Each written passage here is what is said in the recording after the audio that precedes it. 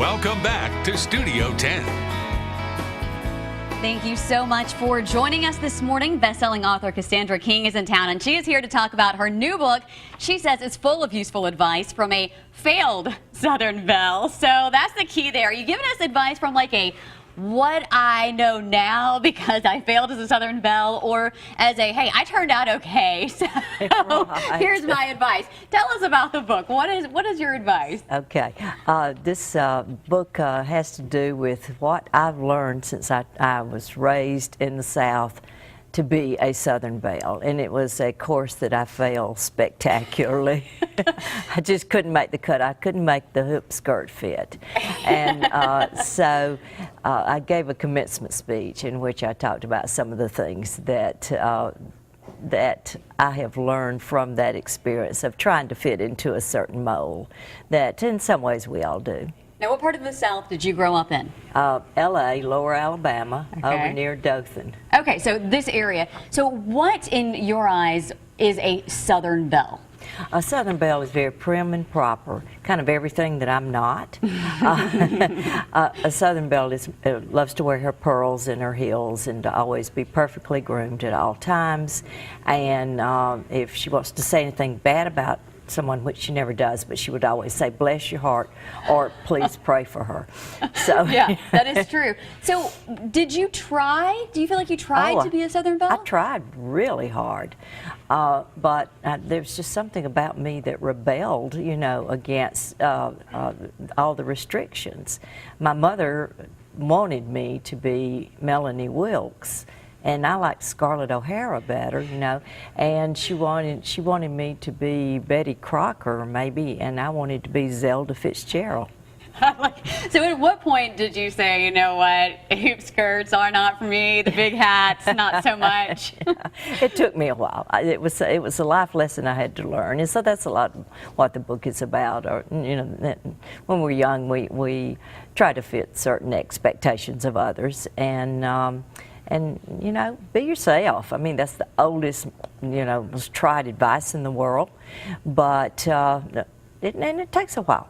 But you know, you got to know who you are before you can be yourself. So you can try on different roles. Absolutely. And some of them don't fit. What was that turning point for you? Oh, gee, I'm not really sure. I've always written, this is my 6th book. I've always wanted to be a writer, but you know, Southern belles are not known for their, you know, they're more known for their pound cake than the books that they produce. So it was when I said, you know, this role is not for me. I want to be a writer. I want to express myself that way.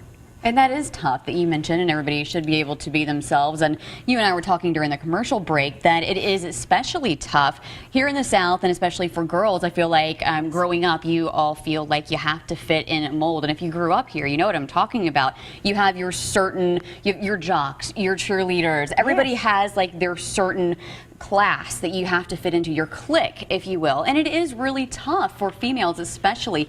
What advice would you give to females or moms who are watching, grandparents who have daughters, who could pass that on to their daughters and granddaughters to help them out with that process? Well, yeah, I think nurture what, you know, what you have.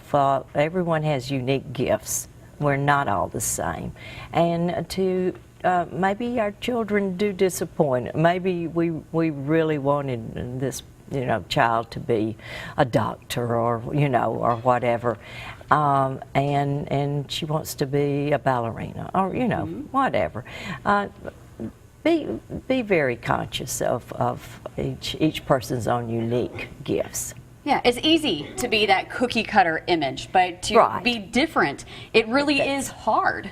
To march to a different drummer. Exactly. So that's what your book is all about, even a little financial advice in there too. Yes, yes. One of my favorite sayings is, the last suit you wear will not need pockets. And if you really think about that, ooh, you know, what about all these possessions? What about how we worry over money? You know, what's going to happen, you know? So, yeah, that's the financial advice. Spend it if you want to. give it away. Save it if you're wise, but don't fret so much over it, because you know you won't need pockets. Life's too short. Don't want to Yes. worry about things like that. So this book is full of advice, really for everybody. You're really focusing though on girls, young ladies, Yes. women, and this is something that we can pick up now and probably pick up again and again and again and get a lot of advice with a little bit of humor too, right? Yes, yes. So today, Cassandra's inviting you all to have lunch in Fairhope at the venue, and she'll sign copies of her book for you. It's at noon. Tickets are $15, and that price includes a $5 coupon towards a copy of The Same Sweet Girl's Guide to Life. The address and any other information you may need is on our Studio 10 page on fox10tv.com. I cannot wait to read that book. Thank you so much for joining us. Thank you for having me.